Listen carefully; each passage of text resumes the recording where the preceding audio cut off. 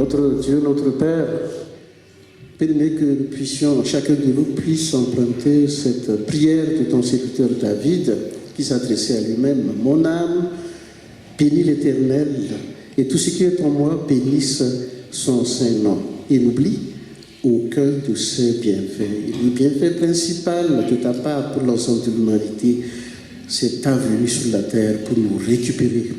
Et nous voulons te dire merci et nous voulons te confier l'ensemble de cette soirée pour que ça soit vraiment un grand sujet de joie et que personne ne sorte bredouille au terme de cette célébration, mais renouvelée, voire même avoir la confirmation de la véracité de l'Évangile. Au nom de Jésus-Christ, nous t'en prions. Amen.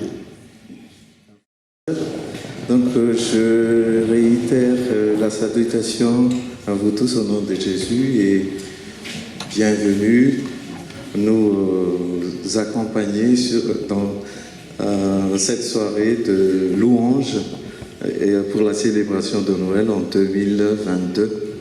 Donc, nous allons chanter en premier le chant qui s'appelle Medera Jéhovah. Nous avons préparé pendant toute la semaine, voire plusieurs semaines, ce concert, mais ce ne sera pas parfait. Il y a toujours quelque chose qui est un peu imparfait. Donc nous vous demandons d'accueillir avec un cœur humble, avec un cœur disposé à louer le Seigneur. Louer le Seigneur, c'est le titre du chant premier, Medera Jéhovah.